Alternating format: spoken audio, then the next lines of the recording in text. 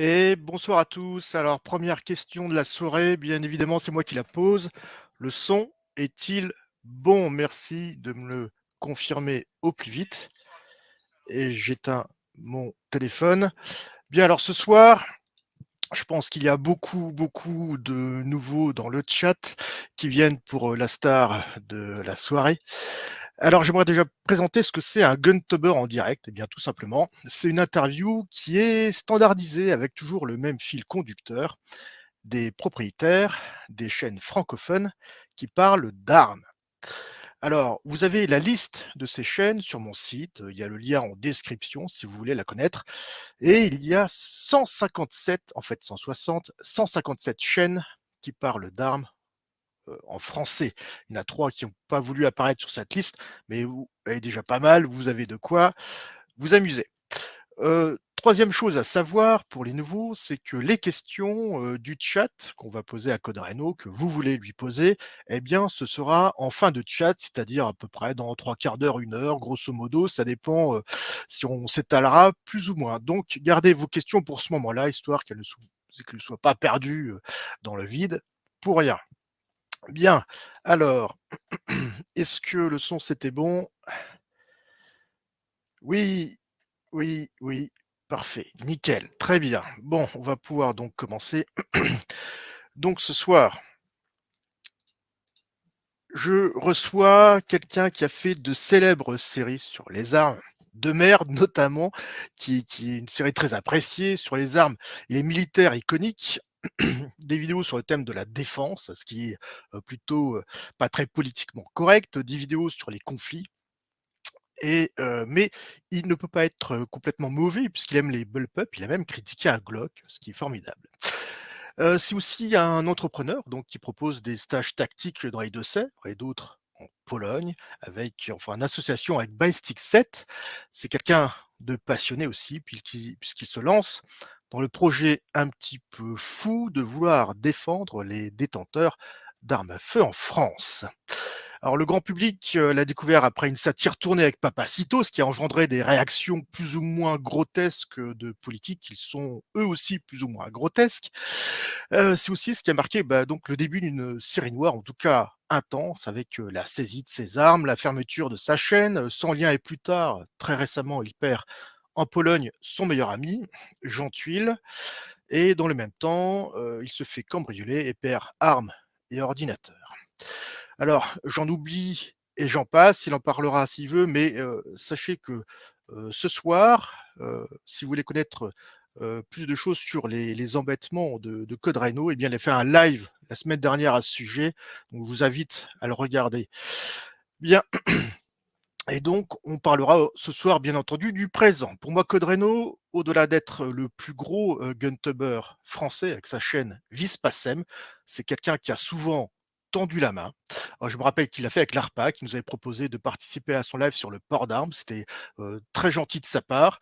On voulait garder un petit peu, voilà, rester neutre et ne rien faire à l'époque. Bon, c'est dommage, en fait, on aurait dû le faire maintenant, je me dis et il y a quelques années, il a promu mon compte Twitter et ma chaîne. C'était vraiment, très sympa de sa part. Il était pas obligé. Il m'a invité aussi à suivre un de ses stages, au fusil à pompe et ça s'est pas fait. Alors on va peut-être en parler, ce soir sur le pourquoi. Voilà, c'était assez intéressant et donc ce soir, je suis vraiment heureux d'accueillir, un phénix qui n'en finit pas de renaître de ses cendres. Code Reno, bonsoir. Merci beaucoup d'avoir, accepté mon invitation. Je suis heureux de te recevoir sur ma chaîne. Bien, alors, il y a une première question, moi je t'ai présenté très succinctement, mais il y a tellement d'autres choses à dire parce que tu es très, quand même tu produis beaucoup de contenu sur, beaucoup de choses, tu es un entrepreneur, enfin voilà, je veux dire, c'est très varié. Tu as même été donc, confronté, je dirais, à la lumière, des médias, à un moment donné, tu as connu des ennuis avec l'administration. Finalement, tu une vie super riche, difficile certes, mais alors c'est presque l'aventure, je dirais pas tous les jours, mais quasiment pour toi. Bah, déjà bonjour, hein. Bonjour Yann, bonjour tous ceux qui sont dans le chat, bonjour, Odin 719, bonjour, Magnum 44 et cetera. Voilà et puis voilà déjà, bonjour à tout le monde. Heu, T'as une question directe parce que là, tu m'as balancé 10 minutes de texte, je peux pas répondre à tout ça. Non, tu peux parler non, mais déjà, mais qui est Code Reno? Si aujourd'hui tu dois te présenter à quelqu'un qui te connaît pas, comment tu te présentes? J'ai une chaîne qui, à la base, était une chaîne politique dans le domaine des armes à feu, parce que ça n'existait pas quand je me suis lancé. Et ensuite, c'est devenu une chaîne de divertissement. Aujourd'hui, je peux plus faire de divertissement sur YouTube, hein, donc c'est une chaîne tactique, purement tactique, qui fait surtout la promotion de mes stages, parce que je peux plus vivre de ma chaîne YouTube. Donc je vis de mon Player. Player, c'est mon site où je fais mes vidéos dessus, et de mes stages. Pour l'instant, je vis pas de mes stages, mais prochainement, j'aimerais pouvoir vivre de mes stages. Voilà. Alors je le dis souvent, hein, c'est super important de soutenir les chaînes qu'on aime parce que, c'est un petit peu je dirais la colonne vertébrale, hein, financière de beaucoup, hein. Et donc là, il y a toujours une première fois. J'imagine que tu as commencé par tenir une arme, un jour. Alors, dans quelles circonstances? Comment c'est arrivé? Ouais, alors, ouais, ta question, c'est la première fois que j'ai tenu une arme et la première fois que j'ai utilisé une arme. C'est ça, parce C'est qu'il m'a ça. déjà envoyé les questions à l'avance. C'est toujours les mêmes. Je les ai pas potassées, mais c'est pas grave, je vais faire ça au fur et à mesure. Déjà, c'est pas pareil. La première fois que j'ai tenu une arme, comme énormément de monde, bah, c'était le revolver de mon père, qui était tireur sportif, et que j'avais absolument pas le droit de toucher, qu'évidemment, on savait où il était, Tu évidemment, pas le seul, hein. bien sûr, on jouait avec. Heureusement qu'à l'époque, on n'avait pas la force physique, hein, j'avais 8 ans, je crois. J'avais pas la force physique pour débloquer le barillet, heureusement. Mais ouais, on savait où était son revolver, on savait, et on jouait avec son revolver. Voilà. La première fois que j'ai utilisé une arme, par contre, bah là, c'était à l'armée, c'était un FAMAS modèle F1. Voilà, donc fusil d'assaut standard. Alors il y a comme une grande période donc entre cette première fois et la deuxième, hein. Bien Donc sûr, de 8 ans jusqu'à 24 ans. il y a pas eu d'armes, de 8 ans à 24 ans, Pas du aucun, tout. pas Non, du non, tout. je n'avais aucune idée qu'on pouvait acheter des armes légalement, comme beaucoup de Français. La plupart des C'est Français ne vrai. savent pas qu'on peut acheter légalement une arme à feu. Internet est pas mal de ce côté-là parce que, maintenant Et on peut j'ai aidé savoir beaucoup plus de monde facilement. à le savoir, ça. Oui, c'est vrai, c'est vrai, c'est vrai. Et donc ensuite le FAMAS. Voilà, le FAMAS F1 de l'armée française quand je me suis engagé.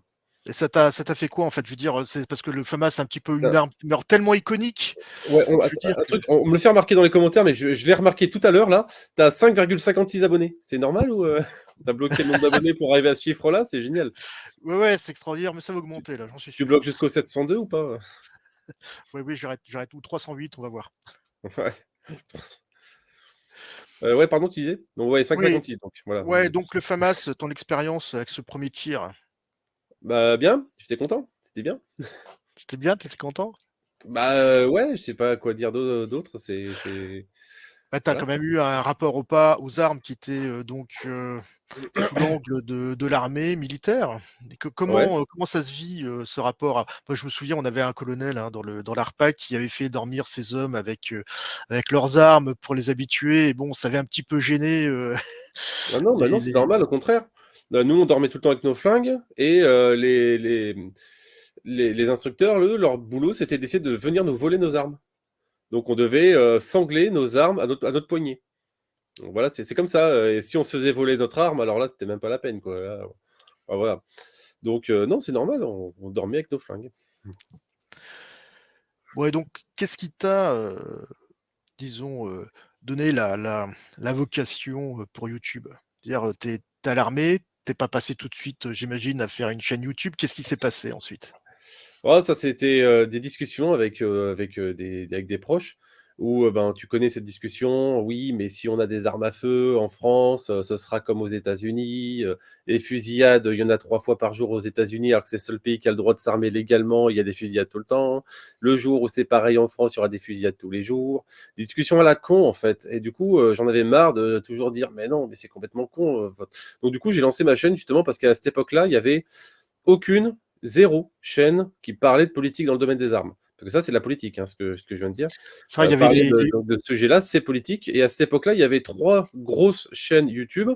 Il y avait Auxerre Armury avec 15 000 abonnés, il y avait Michel Boltro avec 10 000 abonnés, et il y avait Shanzol Kaiser avec 4 ou 5 000 abonnés. Il y avait que ça, et aucune, même des petites chaînes, ne parlait politique dans le domaine des armes. Donc du coup, j'en avais marre de me répéter, mais non, les États-Unis, il y a le port d'armes, mais il y en a aussi un petit peu partout dans le monde. En Europe, il y a au moins 10 pays avec le port d'armes, ça se passe bien, etc., etc. Donc j'en avais marre de tout le temps de me répéter. Donc du coup, bah, j'ai créé ma chaîne YouTube, tout simplement.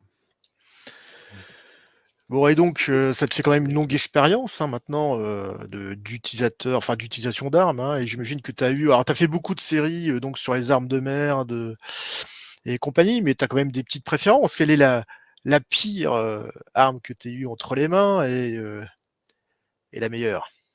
Alors la meilleure arme que j'ai eue entre les mains, alors là, il n'y a aucune hésitation à avoir, la Browning M2, donc la mitrailleuse 12-7. J'ai tiré ma petite bande de 200 cartouches, j'étais super content. C'est une arme absolument géniale. Quand tu tires 200 cartouches avec cette munition-là sur un KC-20 à 2 km, putain, mais ça. Non, à 1 km. Le KC-20, il était à 1 km. Putain, mais ça te fait une gaule absolument incroyable. C'est génial. J'adore ce fusil-là. On peut pas en avoir, malheureusement, en France. Peut-être qu'en Pologne, j'ai réussi à en choper une, mais c'est mal barré. Ouais, elle coûte 50 000 balles, la machine. C'est un peu cher pour moi. Voilà, donc ça c'est clairement l'arme avec laquelle j'ai le plus aimé tirer, mais bon, malheureusement, c'est pas avec une arme avec laquelle on peut tirer tous les jours. Donc c'est pas une arme légère. Oh putain, bah non, c'est 50 kilos la bestiole, hein, faut pas déconner. Et bon, bah pour l'arme de merde, la pire arme de merde que laquelle j'ai testée, bon bah évidemment, il y en a un qui l'a dit dans les commentaires, c'est le Desert Eagle. Je suis désolé, mais il y Ah, a c'est rien marrant à parce faire avec que cette arme-là. Elle est pas défendable en fait. On a fait tirer avec des gars du fun shooting en Pologne il y a 2 semaines, il y a une semaine. Les mecs ont tiré au Desert Eagle, mais l'arme elle marche pas. Ils ont pas pu, ils ont jamais réussi à tirer un seul chargeur entier. Un Desert Eagle en 44, il y a eu un incident de tir toutes les 2 cartouches. C'est une merde absolue. L'arme est rincée, d'accord, mais même quand elle est en bon état, c'est de la merde. C'est horrible. C'est vraiment une arme de merde, mais absolue. D'ailleurs, c'est ça qui avait fait la renommée de ma chaîne à l'époque. Ce qui a fait exploser ma chaîne, c'est la vidéo arme de merde sur le Desert Eagle, parce qu'à cette époque-là, donc en 2016, ouais, le c'était les Desert jeux Eagle avait une très vidéo. très bonne renommée. Tout le Ouais, monde ouais. pensait que le Desert Eagle était une bonne arme, et moi j'arrive, 2000 abonnés, je fais une vidéo arme de merde, le Desert Eagle. J'en ai pris plein ma gueule. Et ce qui m'a vraiment aidé, c'est que 2 semaines après, tu avais l'une des plus grosses chaînes d'armes à feu, en l'occurrence Michel Boltrou, qui a fait une vidéo pour dire que le Desert Eagle, c'est une arme de merde. 2 semaines après ma vidéo. Donc le hasard des dates est assez incroyable. Et du coup, bah, les mecs m'ont dit, ah bah oui, mais si lui, qui connaît très bien, dit la même chose que ce petit con là qui vient d'arriver, il a peut-être un petit peu raison. Donc Mais voilà. tu sais que c'est marrant parce que, parmi, les Guntomers que j'ai interviewés, la dizaine, jusqu'à présent, tu en as Ouais. 2 pour qui c'était la meilleure arme et tu en as 2 pour qui c'était la pire. Ouais, mais la C'est meilleure dans quel domaine? Ah, parce que c'est amusant. En fun shot, elle C'est est très ça. bien, j'imagine. En fun shot, dans un calibre adapté, donc le 44 Magnum, si elle n'est pas trop rincée et si vous réussissez à la faire marcher plus d'un chargeur, ouais, elle n'est pas désagréable à tirer. Elle est beaucoup plus agréable à tirer qu'un Raging Bull, hein. Avec un calibre identique, elle est plus agréable à tirer qu'un revolver. Donc pourquoi pas? Et en plus, il y a le côté mythique, hein. Je suis désolé, mais bon. Enfin, tu l'aimes bien, mais tu oses pas le dire, quoi. Bah, c'est grâce à elle que j'ai ma chaîne YouTube, hein, donc bon. Ouais. Elle m'a fait gagner beaucoup d'argent, cette arme. Et puis, il y a tellement de trucs à dire dessus que forcément, il y a tellement de critiques. Rien que le percuteur éjectable. Putain, en Suisse, le percuteur s'est éjecté. C'est absolument génial. Il y a trop de trucs à dire dessus. Bon, et donc si tu peux avoir qu'une seule arme d'épaule et qu'une seule arme de poing, alors peu importe le contexte, hein, c'est toi qui choisis. Parce que souvent on demande, enfin les personnes qui débutent, etc., sont toujours intéressées, voilà, pour connaître le choix des uns et des autres, pour s'appuyer un petit peu dessus. Alors qu'est-ce que ce serait toi aujourd'hui? Alors je ne sais pas si tu Alors, pars dans la forêt ou, dans la bad ou je ne sais où, qu'est-ce qui se alors, passe? Qu'est-ce que c'est tu très prends? simple. Là, je vais en Pologne et je vais avoir ma licence de tir. Et quand tu prends une licence de tir en Pologne, ta licence de base, c'est 3 armes. Donc, c'est facile à répondre. Je vais te dire exactement ce que je vais acheter. Et ensuite, après, tu fais des renouvellements de licence par 8 armes. Tu peux acheter autant d'armes que tu veux. Il n'y a pas de limite hein, en Pologne, mais de base, la licence, c'est 3 armes. À cause, justement, parce qu'il y a le Trigun qui est très présent en Pologne. Donc, c'est parce qu'il y a du Trigun que, justement, la licence de base, c'est 3 armes. Donc, c'est simple. Un MK18. Donc, alors, j'ai toujours dit que le Bullpup, c'était la meilleure plateforme. Mais une plateforme de base, sera toujours meilleure qu'une plateforme meilleure. La plateforme de base, les plateformes de base, c'est l'AR-15 et le AK-47.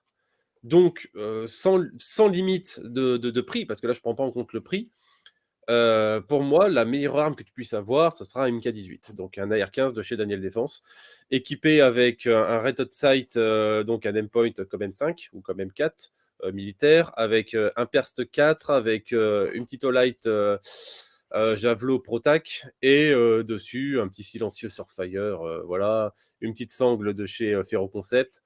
Et là, je commence à avoir un fusil quand même pas trop mal. Voilà. En calibre 5,56 évidemment, parce que même s'il y a des munitions meilleures que celle-ci, encore une fois, une munition de base reste meilleure qu'une munition meilleure. Donc je resterai sur les 5,56. Avec l'exotique en Europe, malheureusement, ça devient vite problématique, encore plus qu'aux États-Unis. Ouais, c'est ça.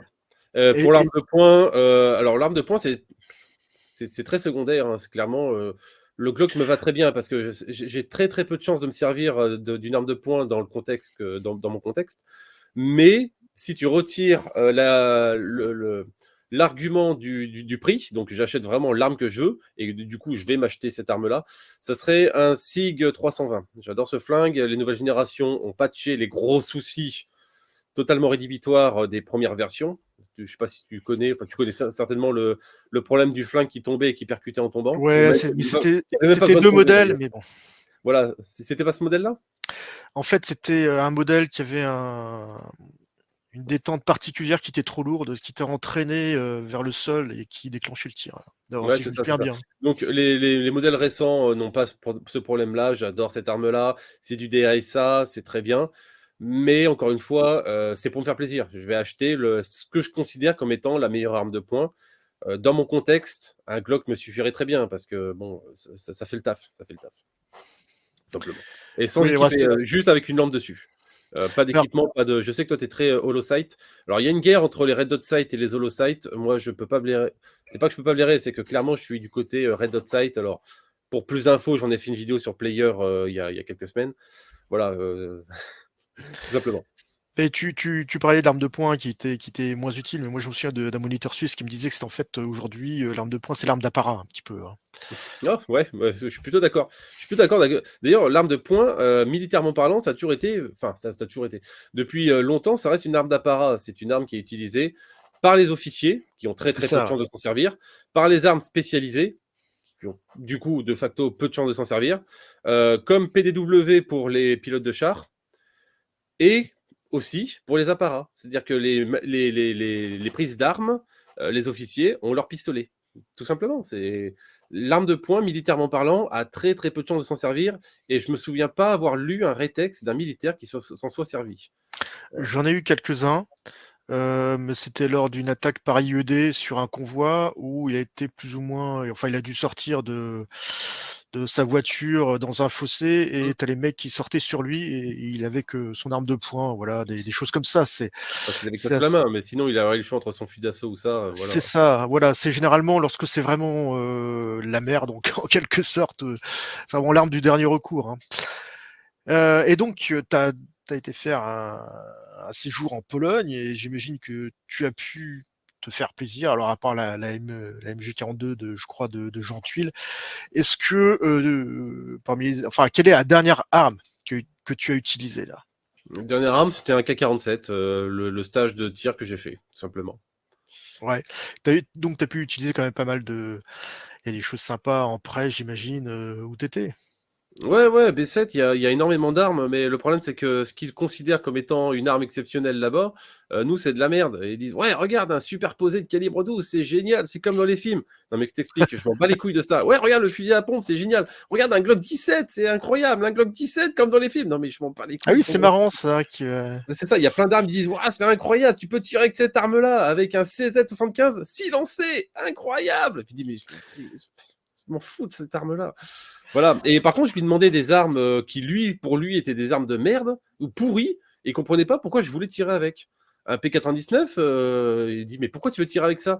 Mais parce après que c'est rare. 99, il considère ça comme étant. Bah, c'est pas une bonne arme, c'est pas une bonne arme. Et par contre, c'est rare.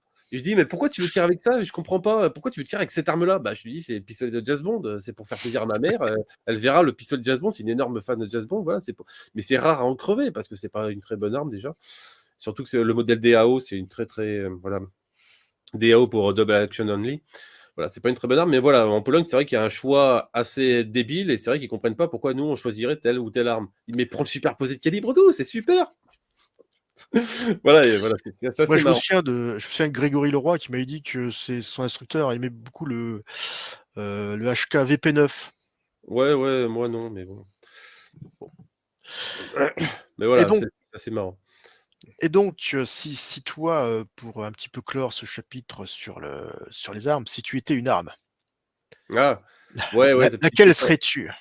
Alors ça c'est marrant, c'est la seule question auquel j'ai vraiment, réfléchi un peu parce que bon, les autres questions, je me suis dit: «On verra ça, sur le tas». Une arme à laquelle je pourrais m'identifier, alors j'en ai trouvé une parce que bon, j'ai quand même cherché un truc un peu drôle à dire dessus.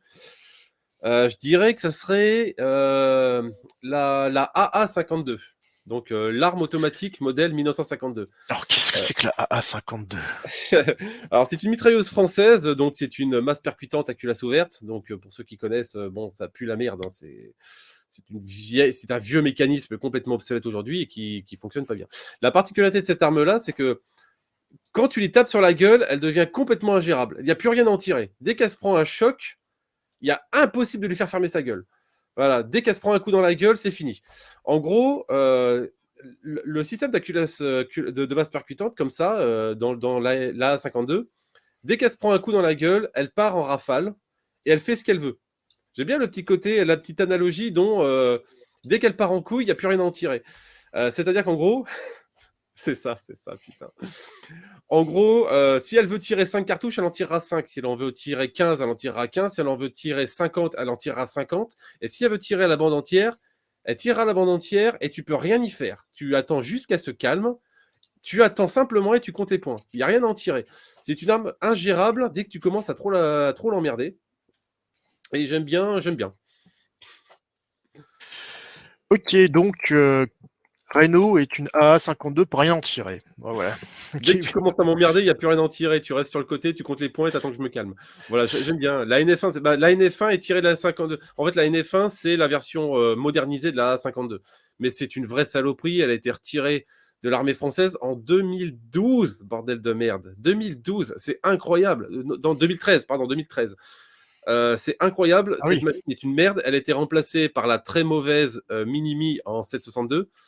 Et ensuite, elle a été remplacée par la FN Max 58. La Minimi en Alors 762, c'est incroyable parce que elle est tirée de la Minimi 556, qui était l'une des meilleures mitrailleuses de l'univers. Et ils en ont fait une version qui est l'une des pires mitrailleuses de l'univers. C'est absolument incroyable ce truc. et donc Et donc, je suis après encore parti, j'ai encore dérivé dans tous les sens. Je suis parti en non, couille. mais ça, c'est pas grave. Comment t'en es arrivé, on a déjà parlé, hein, l'ouverture de ta chaîne YouTube, parce que généralement, il y a toujours quelqu'un, enfin quelque chose qui te pousse. Généralement, il y a 2 familles, hein, il y a les gens qui sont tellement passionnés, ils y vont, puis il y en a d'autres qui trouvent pas ce qu'ils veulent. Donc toi, ce serait plutôt ça alors. Le Il y avait il y a personne qui parlait de politique des armes. Moi, je voulais pas forcément montrer ma gueule. Au contraire, j'avais pas envie de ça. Je me suis dit, je peux montrer ma gueule. De toute façon, la chaîne, il y a aucune chance pour qu'elle passe les 100 abonnés. Donc, on s'en fout. Et puis, au moins, je pourrais, si quelqu'un me dit, tiens, tel argument, j'envoie ma vidéo directement. Et puis voilà, au moins, tu as tous les arguments en place. À cette époque-là, ouais, c'est vrai que passer la barre des 100 abonnés, c'était très compliqué, hein. Il y avait très très peu de chaînes qui passaient. Je crois qu'il y avait peut-être 4-5 chaînes qui avaient passé la barre des 1000 abonnés. La quasi-totalité, c'était en dessous de 100 abonnés. Donc je me suis dit, je prends aucun risque à montrer ma gueule. Ça s'est pas passé comme prévu. c'est raté. Voilà. Ça s'est pas passé comme prévu. 335 000 abonnés plus tard, voilà. Alors 335 000, abonnés plus tard, mais alors quels ont été les moments de bonheur et les moments plus difficiles, un petit Alors, peu les moments chronologiquement, hein, difficiles, que parler de tu politique quand c'est pas dans l'air du temps, autant dire que j'en ai pris plein la gueule, mais vraiment, vraiment plein la gueule. ah, on t'a pas C'est mal pour ça d'ailleurs emmerdé. que je suis parti en couille assez loin justement dans mes propos, parce que quand tu m'en mets plein la gueule, du coup, j'en rajoute une couche. C'est ça, quand t'es un connard, c'est comme ça, ça se passe comme ça. Donc du coup, beaucoup de menaces, évidemment, beaucoup d'insultes, énormément de critiques. Mon nom, mon prénom et mon adresse qui ont fuité justement pour que je puisse me faire, voilà. Donc ça, Apparemment, c'est un c'est truc un petit peu classique ça, hein, quand on n'aime pas quelqu'un, on fait fuiter des infos, exactement, ça c'est très journaux subventionnés, ça. Voilà, et puis en moment de bonheur, il y en a eu beaucoup. Alors faire moi chier moi le monde. J'aime faire chier le monde. C'est ma vocation de faire chier le monde, comme on disait dans un film. bravo, c'est Ça, réussi. putain. Ah, ça a marché, hein, ça a marché, hein. Alors là, aux plus hautes instances de la France, hein, putain de merde. Et donc, il y a aussi, des difficultés. Alors moi, j'aimerais ton avis, c'est sur la censure YouTube, parce que là aussi, tu as des choses à dire. Alors généralement, alors et en plus, il y a même des gens comme, Maître Luger qui est franchement pas spécialement politiquement incorrect, qui a eu des problèmes. Il y a, Magnum 44 là, qui était dans le chat, qui, lui aussi pouvait pas, se faire, monétiser. Enfin, il y a des trucs vraiment très, très étranges. Alors toi, j'imagine que tu Alors, as eu des aventures aussi de ce côté-là, hein, qui devaient être bah, sympas? alors moi j'ai trois chaînes qui ont sauté, donc ma chaîne secondaire Reno Smithy, ma chaîne Boris le Rouge et ma chaîne principale Code Reno. Alors on a eu des nouvelles, on sait pourquoi elles ont sauté, donc là ça Ah, vient directement du patron de Google Europe. C'est le patron de Google Europe qui a ordonné la suppression physique de ma chaîne. Donc c'est lui qui a ordonné directement d'appuyer sur le bouton rouge, alors que l'équipe française, eux, étaient abonnés à ma chaîne et ne voyaient absolument pas l'intérêt de faire ça. Pour eux, c'était pas normal. Donc je le sais parce que les mecs de YouTube France sont venus me le dire. Ils étaient abonnés à ma chaîne, hein, donc ils n'avaient pas envie de supprimer ma chaîne, mais ils n'avaient pas le choix. Donc c'est non, incroyable. non, Enfin, je veux dire, non, là, le c'est un ordre du gouvernement, en fait. C'est le gouvernement qui a ordonné à Google Europe de faire supprimer ma chaîne. Donc voilà, c'est pour ça d'ailleurs que j'arrête le divertissement sur ma chaîne. Je vais arrêter le divertissement parce que si je continue, parce que même si c'est ça qui me faisait gagner ma vie, c'était les vidéos de divertissement financées par Red Shadow Legion et toutes ces merdes. C'est chiant les publicités sur ma chaîne, mais c'est ça qui me faisait vivre, hein. C'était pas les monétisations YouTube, hein. C'est pas ça qui me faisait vivre, évidemment. Donc c'est pour ça d'ailleurs que j'arrête YouTube. Mes vidéos, c'est de la tactique pour faire la promotion de mes stages et de mon Patreon, mon player, où là, par contre, je suis beaucoup plus libre. Sur Player, par contre, je peux partir en couille beaucoup plus vite. Voilà. Donc donc ce oui, qui la censure YouTube, YouTube haït les armes à feu, mais le gouvernement encore plus. Donc si vous faites des vidéos sur les armes à feu, vous allez vous faire enculer par YouTube. Si vous faites de la politique dans le domaine des armes à feu, vous vous ferez enculer par YouTube et par le gouvernement. bon, bah, ça devrait pas tarder pour moi, là. Il va falloir que je fasse gaffe. C'est exactement ça. Bah, Pour l'instant, t'as pas il encore assez d'abonnés, donc ça va. c'est ce que j'allais dire, je vais rester à 5,56, c'est bien. Essaye 702, c'est bien aussi. Et donc là, aujourd'hui, donc je parlais, hein, de Phoenix, hein, tout à l'heure, parce que finalement, Vispasen s'est remise à 0. Là, tu fais encore une espèce de reset. Quels sont, donc, tes projets, là, tout de suite? Bah, comme je l'ai dit, là, les projets, c'est continuer ma chaîne plus ou moins comme s'il ne rien n'était, mais bon, en retirant un petit peu le côté divertissement, parce que bah, du coup, ça décrédibilise un petit peu ce que je sais faire niveau enseignement. Parce que bah, on peut me critiquer sur beaucoup de points. Par contre, pédagogiquement, je sais donner un cours. Je sais expliquer tout ce que j'ai à expliquer dans le domaine tactique ou technique. Et ça, j'ai envie de le mettre en avant. J'ai envie de pouvoir partager un petit peu ce que je sais faire à ce niveau-là et pas que faire des blagues, finalement. Surtout que, encore une fois, YouTube, je peux pas en vivre déjà. Déjà, je peux pas en vivre. Et même si je pouvais en vivre, dès que je repasse la barre des 100 000 ou des 150 000 abonnés, YouTube me resupprimera ma chaîne. Donc, quoi qu'il arrive, même si je réussissais à récupérer 300 000 abonnés avec cette chaîne, de toute façon, elle ressautera encore. Donc, il faut que je me barre de YouTube, d'où mon player, D'ailleurs, d'où mes instructions.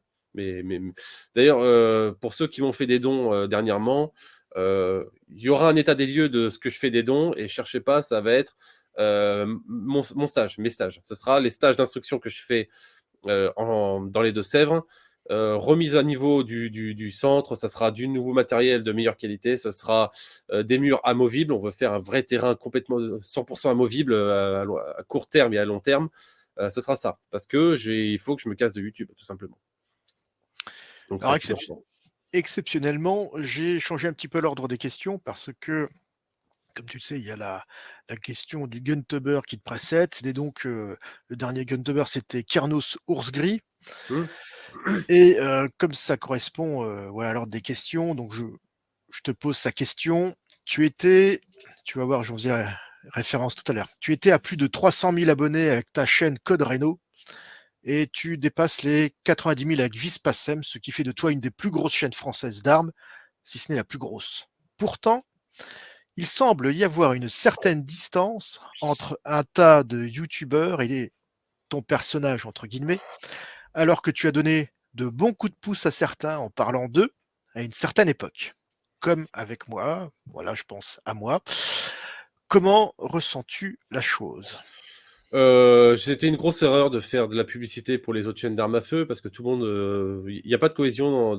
Au contraire, tout le monde se considère un petit peu comme concurrents les uns les autres. Il n'y a pas, comme j'aurais cru d'ailleurs, Ça change quand même pas mal, hein, de parce que cohésion. moi j'ai vu avec certains qui étaient très contents de venir et de partager, et cetera. Bah, tu là ce soir, c'est un petit peu en train de changer. Enfin, en tout Ouais, cas, mais j'en ai pris plein la gueule, pas de façon, par beaucoup de chaînes d'armes à feu, donc j'ai vraiment regretté d'avoir fait de la pub.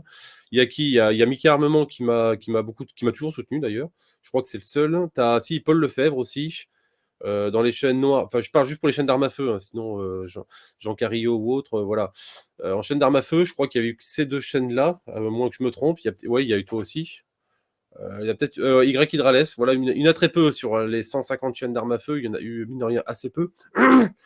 Ça a été une erreur de ma part, hein, de leur faire de la pub, même certains avec qui j'avais travaillé à l'époque, qui m'ont recontacté pour me dire de supprimer les vidéos parce qu'ils ne voulaient plus avoir affaire avec moi. Voilà, je dirais pas ouais. son nom, mais Marsoc19, c'est ce qu'il m'a fait. Puis voilà, donc ça a été une erreur de faire de la pub. Pareil pour, comment il s'appelle, stand de tir de Wissou, pareil, bon, voilà. Non, Astrono Geek, je parle pas. Lui, c'est une chaîne. Je parle juste des chaînes d'armes à feu. Lui, Astrono Geek, je lui parle encore, hein, je suis encore pote avec Astrono Geek. Alors du coup, donc question suivante, je la mets maintenant. Quelles autres chaînes, en tout cas qui parlent d'armes à feu, tu recommanderais? Oh, il y en a un paquet. Pour Quand même, commencer, je dirais françaises. française. Ah, aucune. Non, pas que, mais ouais, comme je sentais que ça allait partir ailleurs, c'est pour ça que je t'ai lancé là-dessus. Aucune française. Non, je recommande aucune chaîne française. Euh, non, débrouillez-vous avec. En fait, c'est simple. Quand j'ai repris Vispatchem, le principe était simple. Je veux plus faire la promotion ou faire de partenariat avec quoi que ce soit de français et même d'européens. Tu Ah, vois, t'as été je vacciné veux là. plus de placement de produits avec des Français. Je veux plus travailler avec des Français. Je veux plus participer à des chaînes françaises. J'ai fait Ah, une c'est raté ce exception. soir, hein. J'ai fait une exception pour toi ce soir. J'ai fait une exception pour Tactical. Tactical. J'arrive pas à me souvenir du nom de sa chaîne. Ultimate Tactical and Shooting. Voilà. J'ai fait une exception pour lui parce qu'il est vraiment très très sympathique et très très bon dans son domaine. Il n'y a rien à dire à ça. Mais à part ça, je veux plus travailler avec des chaînes françaises, plus avec une entreprise française, plus rien de français finalement. Donc, même à l'européen, je veux même plus travailler avec des chaînes européennes ou du matériel européen. Donc Ouais, là, bah, j'ai travaillé avec une entreprise israélienne, c'est très bien, c'est israélien, c'est parfait. Je vais travailler avec des Polonais, bon, c'est Europe de l'Est, hein, on va dire que voilà, ça compte pas, et puis voilà. C'est pas la même mentalité, il n'y a pas cette, il y a pas cette soumission finalement qu'on retrouve beaucoup chez les entreprises françaises où ils veulent ouais, surtout c'est vrai pas que se faire remarquer, tout ça. ah oui, c'est tellement on se rend pas compte, hein, mais au moindre holà, très vite ça rentre dans le rang. Moi, je me souviens d'un truc qui était très enfin, ça m'est arrivé, 2 fois, mais une fois assez fortement. Bon, donc tu te souviens, hein, à ce moment-là, on découvre donc la note, des services sur, les questions sur le pour l'accès aux armes pour les auditions, il faut pas être survivaliste, tu sais, pas faire de stage, et cetera. Donc je reviens à ce stage, hein, où tu m'avais invité, que je devais faire, où je t'avais envoyé les papiers. Moi, je me souviens le dimanche et le lundi, il y a le truc qui tombe. Tu as 3 personnes qui me contactent, qui me disaient: «C'est terminé, il faut faire aucun stage, on va perdre nos armes et tout». Donc du coup, j'ai dit bon, ça a rien donné finalement, mais sur le moment, c'était un truc de dingue, hein. Alors, déjà, ce truc-là est complètement faux. C'est-à-dire que si vous faites des stages en Pologne, en France ou n'importe où, vous risquez rien. Parce que moi, il faut savoir que j'ai eu à peu près, bon, j'ai pas les chiffres exacts en tête et je peux plus les Ah, avoir, j'ai perdu mon ordinateur. Hussard m'a dit la même J'ai eu à chose. peu près 500 stagiaires.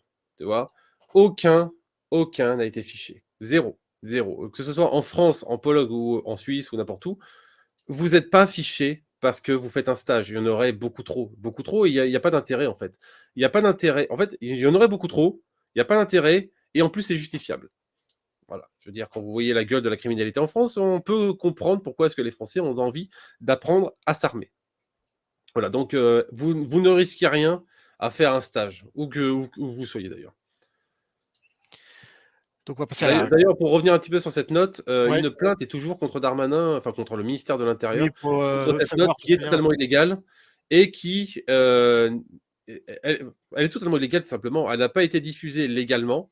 Une plainte a été envoyée au ministère de l'Intérieur. On a gagné, donc le ministère a eu l'obligation légale par le tribunal de faire diffuser cette lettre, cette note. c'est pas une lettre, hein, c'est une note, qu'ils n'ont pas fait. Ils ont refusé d'obéir au tribunal. Et donc, une nouvelle plainte a été envoyée pour obliger le ministère de l'Intérieur à la diffuser, pour pouvoir la faire invalider. Mais de toute façon, tant que dans l'état où elle est, aucun préfet ne peut dire j'ai retiré les armes à quelqu'un parce que la note en question, parce qu'officiellement cette note n'existe pas. Donc, même en comptant cette note, aucun préfet ne peut ficher quelqu'un à cause de ça. Voilà. Alors ça rejoint un petit peu la question de l'actualité, hein. Généralement, je vais la chercher du côté de l'UEFA puisqu'ils suivent un petit peu ce qui se passe du côté des armes. Et donc on en vient, hop, à cette fameuse intrusion, hein, dernièrement. Bon alors c'est quelque chose de local. C'est, alors je crois que c'est un agent territorial, hein, je sais plus, exactement, voilà, un agent des renseignements territoriaux sur l'auteur du document. Alors je rappelle ce que c'est, hein. C'est, la diffusion d'un document très invasif pour la vie privée des détenteurs légaux d'armes à feu. Les réseaux sociaux en ont eu connaissance et se sont enflammés avant de se retourner vers l'UEFA. Il s'agirait d'informations et documents supplémentaires à fournir pour une demande d'autorisation de détention de catégorie B. Et donc on voit ça, hein, ce document sur, la gauche, et il y a des demandes absolument folles. Par exemple, parcours scolaire, indiquer les années effectuées en primaire, collège, lycée, université et autres, diplôme obtenu, parcours professionnel, année par année, situation familiale, etc., etc. Il y a même indiqué la filiation du conjoint, c'est-à-dire date et lieu de naissance des parents de votre conjoint, c'est-à-dire vos beaux-parents et où ils habitent, etc. Enfin bref, voilà un délire local qui était quand même assez intrusif donc. Donc je lis la conclusion. Un agent des renseignements territoriaux serait l'auteur du document qu'il aurait créé pour que les personnes interrogées aient toutes les informations qu'il demandait lors de l'entretien. Car selon lui, beaucoup ne savaient pas répondre à certaines questions posées. Tu m'étonnes, ou devaient chercher divers documents ou références pour répondre, date de naissance des parents du conjoint par exemple, compliquant donc la procédure et rallongeant les entretiens. Il s'agissait donc en fait d'une initiative personnelle et regrettable d'un fonctionnaire porté par un excès de zèle. Cette intrusion dans la vie privée des tireurs sportifs est totalement hors cadre, elle n'est absolument pas prévue par les textes. Et donc ça fait complètement écho à ce que tu disais, cette fois-ci Ouais, il au s'est fait niveau enculer, local. quoi. Le mec qui a fait ça, il s'est fait enculer. A priori, oui, après, mais je pense que, certains tireurs qui ont eu, des belles frayeurs, hein, comme Olivier, qui a eu lors de son audition et cetera. Parfois, on se demande, ce qui se passe, hein, et on imagine le pire parce qu'on sent bien qu'il y a une espèce de pression comme ça, je dirais, locale, nationale, sur les détenteurs d'armes, hein. Ouais, On c'est peut ça. pas la nier, donc on devient vite un petit peu parano, même si on fait confiance, donc aux tribunaux, administratifs pour nous sortir de ces mauvais pas. Et d'ailleurs, elle en est où ton initiative de ce côté-là? Normalement, c'est en décembre, donc j'ai pas encore les dates, il y a pas encore tout ça, mais normalement, ça devait se faire en juillet. Finalement, ça se fait beaucoup plus tôt, en décembre. Peut-être en janvier, on verra. C'est pas moi qui initie, hein. Moi, j'ai rien fait dans tout ça. Moi, je ne suis que porte-parole. Tu es Voilà, donc porte-parole. je voilà. Très bien, et donc tu as une opinion, générale sur la loi française? Bah, ouais, là, la loi française, à long terme, à plus ou moins long terme, ça serait un retrait total des armes à feu en France, pour des raisons politiques, tout simplement, et avec le soutien des Français. Ah oui, Pourquoi on oui, bien retire les sûr. armes à feu? C'est pas pour votre sécurité personnelle, au contraire. L'État importe, en masse de la criminalité. Ils vont pas autoriser les Français à s'armer, à se défendre contre la criminalité qu'ils importent. L'État, pour des raisons politiques, ils ont besoin de criminalité. Donc, ils ne peuvent pas C'est ce qu'on appelle, laisser en même temps, des armes à feu aux civils. c'est Donc gouverné par le chaos, hein, je crois qu'on appelle ça c'est comme ça. c'est ça, c'est ça. Donc, avec le soutien des Français, les armes à feu seront complètement retirées. La majorité des Français sont anti-armes. La plupart des tireurs sont, pro-armes, mais ont une façon d'agir qui va faire retirer les armes parce que ce soit par soumission, par peur, par ce que vous voulez, la grande majorité des tireurs français ne veulent surtout pas faire de vagues et vont emmerder ceux qui parlent du sujet. Mais le Et problème, en c'est que la plus, politique ceux d'autruche, ça qui marche peuvent pas. pardon? Le problème, c'est que cette politique de l'autruche, ça n'a jamais marché. Ouais, mais du coup, oui, ça n'a jamais marché, mais ils pensent que ça marche. Et ensuite, ceux qui parlent de politique dans le domaine des armes, bah, il y a les connards comme moi, il y en a très peu, hein, il y en a très très peu. Si Astronome Geek a arrêté de parler de politique, c'est pas pour rien. Je sais ce qui lui est arrivé, hein. Il a pris en 2 semaines 1% de ce que j'ai pris dans la gueule en 8 ans. Qui Ça ça, l'a pardon? calmé, je pense. J'ai pas Hmm. entendu. De qui tu Euh, parlais? Astrono Geek. Donc Ah, sa chaîne, voilà. S'il a arrêté de parler de politique dans le domaine des armes, c'est qu'il s'en est pris plein la gueule. Je sais ce que c'est, hein. J'ai pris 100 fois plus que ça en 8 ans. Je sais qu'il faut quand même faut avoir quand même une carcasse derrière pour pouvoir encaisser ça. Donc il y a quelques connards comme moi qui ont parlé politique, ou comme toi. Et à part ça, 99,99% de ceux qui parlent politique, c'est les journalistes, qui eux sont quasi intégralement anti-armes. Voilà, donc évidemment que tous ceux qui parlent de politique dans le domaine des armes sont anti-armes. Et les Français écoutent ces journalistes. Donc forcément, les Français sont de facto anti-armes, les journalistes qui sont les seuls à parler de politique sont anti-armes, et les tireurs sportifs font surtout pas de vagues et se laissent faire.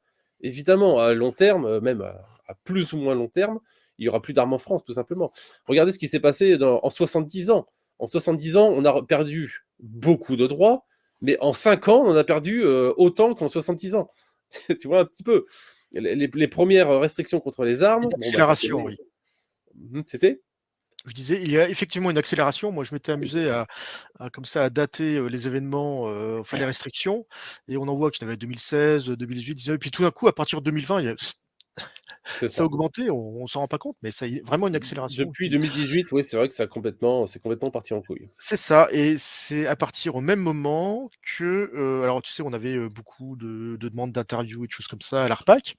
Mmh. Et à la même date, tout d'un coup, on n'a plus eu personne du tout qui venait nous, demander, ce qui se passait après un attentat ou machin, ou si les Français voulaient s'armer et cetera. Ça arrive encore, mais beaucoup plus rarement. Et en fait, c'est quelqu'un, enfin un autre fondateur, hein, qui a fait le lien. Ça correspond à peu près exactement à, l'élection, présidentielle et l'élection d'Emmanuel Macron. Et il y a eu un switch à ce moment-là, sur la liberté, sur d'expression, qui c'est à chaque fois un petit peu pire, hein. Enfin, nous, on a vu une accélération, en tout cas sur la liberté d'accès aux armes, sur les demandes, c'était c'est assez net, on va dire. Non, ouais, je vois. Et donc, j'ai aussi une question, donc j'ai fait un petit jeu concours, hein, sur mon Telegram. Donc, c'est Raoul Slati qui va te poser une question, enfin, je vais te poser sa question plutôt. Tu as le pouvoir de décision. Première mesure pour une vraie légitime défense. Quelle serait ta première mesure pour une vraie légitime défense si tu en avais le pouvoir? Une vraie mesure pour la légitime défense si j'avais le pouvoir? Déjà, la moindre agression, tu retournes dans ton pays. Voilà, fin, déjà. Et là, tu retires déjà 90% de la criminalité. Les Français n'ont plus besoin d'avoir à se défendre. OK, on va passer Voilà. à la question gênante. Ouais, tu voulais développer? Ah, c'était pas ça la question gênante? Non, non, non, elle est là. Ah merde. Ouais, enfin, elles Mais sont c'est ça, gênantes ou tu veux gérer la criminalité, tu veux faire en sorte que les Français puissent se défendre. Tu retires les criminels. Voilà. ça paraît logique. T'as Jean pas d'amalgame qui fout la merde. Voilà, il est de quelle origine? Tel pays. Ok, bon bah on le ramène dans son pays. On peut pas le ramener dans son pays, c'est pas grave, on l'emmène en Guyane. On fait un grand goulag en Guyane. Voilà, et puis il y reste 3 jours sur place. Et s'il survit aux 3 jours, il a le droit de revenir. Voilà, tout simplement. Et là, la criminalité, je t'assure qu'elle va drastiquement baisser. Allez, question gênante, donc une question que j'ai tirée au hasard, hein, avec ma main innocente, qui m'ont été soumises, voilà, donc au hasard. Alors j'ai choisi de faire une question gênante au moins, parce que généralement, j'invite des gens que j'aime bien et que je connais, donc on est entre guntuber, voilà, je peux leur tirer dans les pattes. Que t'aurais pu y Donc aller. il en fallait une. Alors, ton plus gros mensonge formulé au sujet des armes, alors que ce soit une erreur ou involontaire, Le gros mensonge formulé, putain, ouais, au où niveau tu des t'es armes. rendu compte après, en fait, tu as fait une grosse boulette, tu as dit un truc qui était complètement faux. Ah, ça peut-être pas arrivé. Si, sûrement, j'imagine. Euh, Ah, pas souvent, parce que ça te revient pas à l'esprit, en tout cas. Bah, une grosse boulette que j'ai dit dans le domaine des armes. Bah, il aurait fallu me la poser la question, que je réfléchisse un peu avant. Ah bah non, c'est la question surprise, là, je sais pas.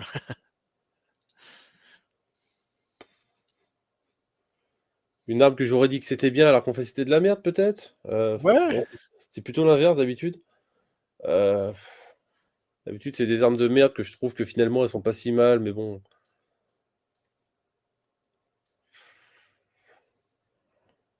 Qu'est-ce que j'aurais pu dire dans le domaine des armes?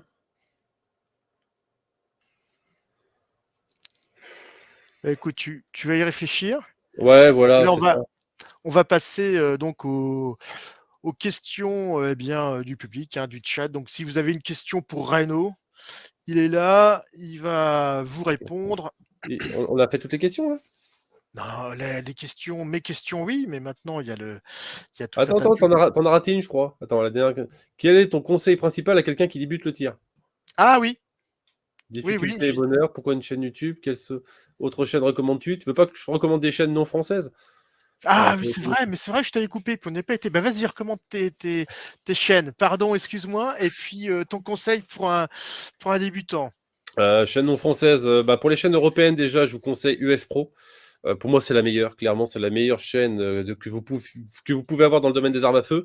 C'est une chaîne tactique et technique et c'est extrêmement complet. Ils ont des playlists avec tout ce que vous voulez. Vous voulez du pistage, ils ont une playlist sur le pistage.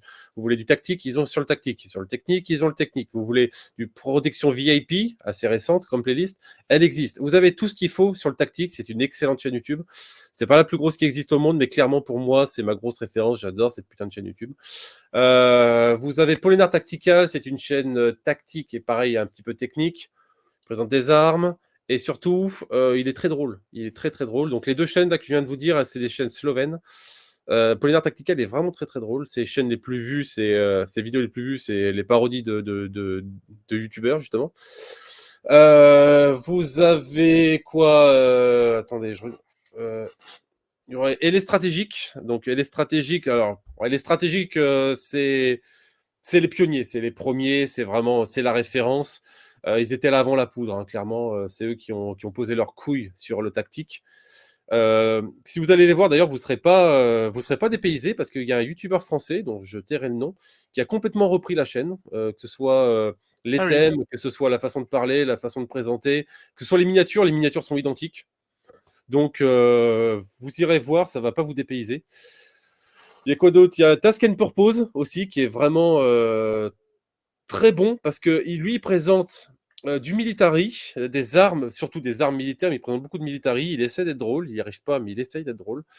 Très très bon, parce qu'il présente les nouvelles innovations militaires. Je trouve ça vraiment très cool. C'est une excellente chaîne YouTube.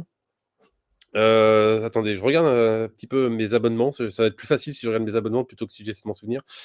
Mosinor, non. Ultimate Tactical and Shooting, c'est l'une des seules chaînes françaises auxquelles je suis abonné.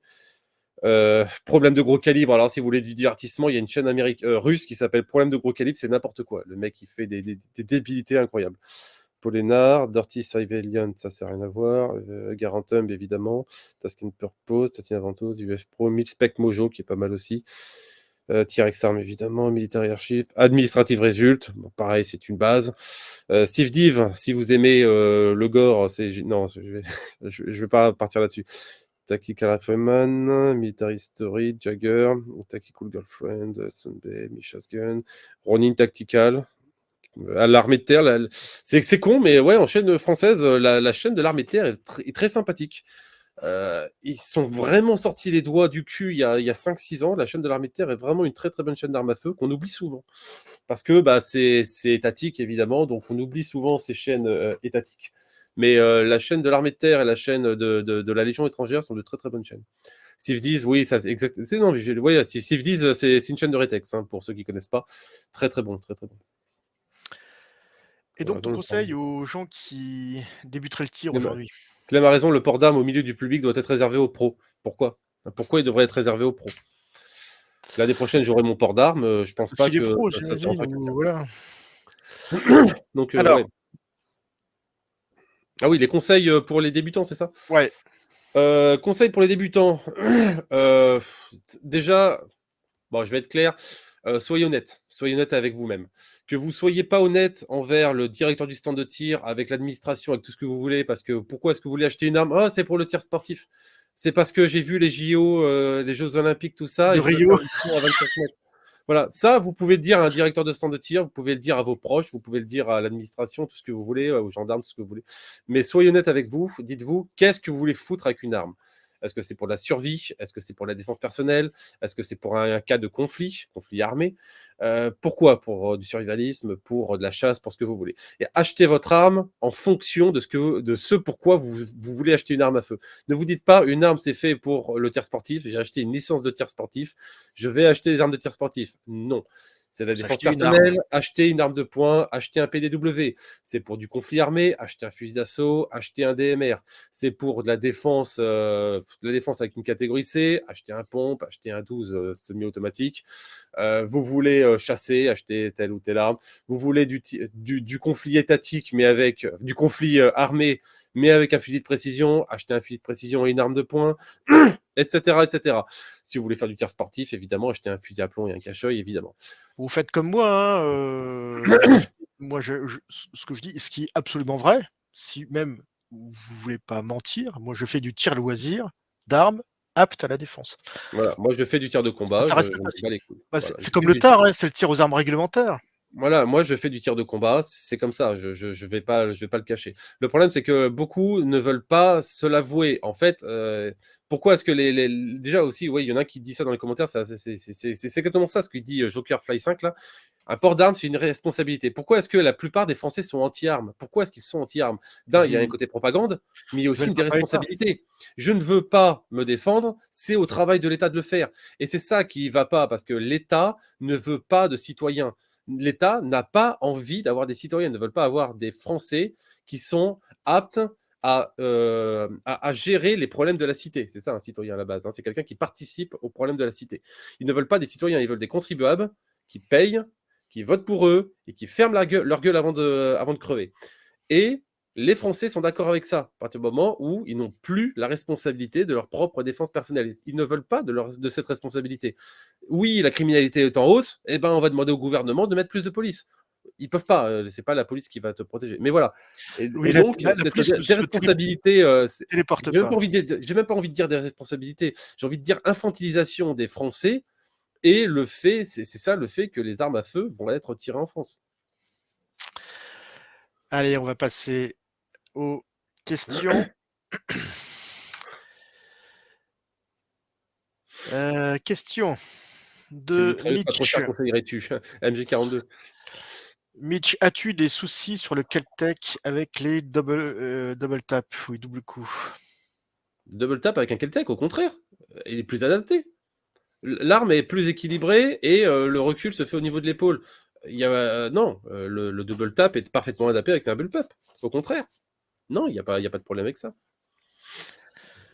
Question de Cetano Azevedo.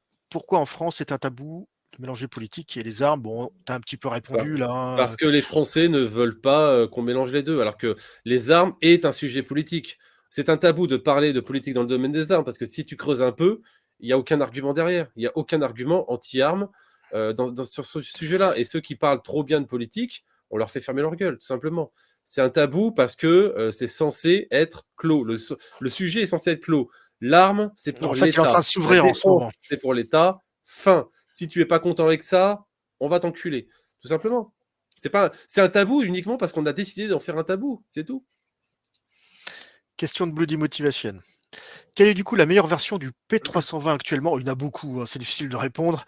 Il y en a tellement, bah voilà, il y en a tellement que c'est à y perdre la tête. Oui, je confirme. Mais en plus, maintenant, ils sont devenus modulables. Alors, ça ne nous concerne pas, nous, en Europe, mais aux États-Unis, ils peuvent s'amuser à mettre ce qu'ils veulent en termes de carcasse, de culasse, etc., de canon. T'as une idée J'en sais rien du tout. Je me suis pas du tout penché sur le sujet parce que je compte pas du tout me prendre un P320 pour l'instant. Ça sera vraiment que l'année prochaine. Encore une fois, les armes de poing, c'est pas mon délire. Je suis pas un expert. Si tu me parles d'AR-15 du fusil d'assaut de manière générale, je pourrais te répondre. Mais les pistolets, c'est pas mon délire. Parce que c'est une arme très surestimée. Une arme de poing, ça sert pour ta défense personnelle en conceal carry. Soit une arme de poing, c'est soit une arme d'apparat, comme on l'a dit, mais voilà, soit une arme pour un militaire spécialisé, soit c'est fait pour un policier qui a très très peu de chances de s'en servir, Parce que s'il a des chances de s'en servir, s'il a trop de chances de s'en servir, il prend pas un pistolet, le policier. Il prend un pistolet mitrailleur ou un fusil d'assaut. S'il a un pistolet à sa ceinture, c'est qu'il a très très peu de chances de s'en servir, tout simplement. Donc, soit c'est une arme qui a très peu de chances de s'en servir, soit c'est une arme dissimulée pour quelqu'un qui est apte à se défendre avec un concealed carry, ou alors c'est pour un militaire avec une arme spécialisée. C'est tout. Donc,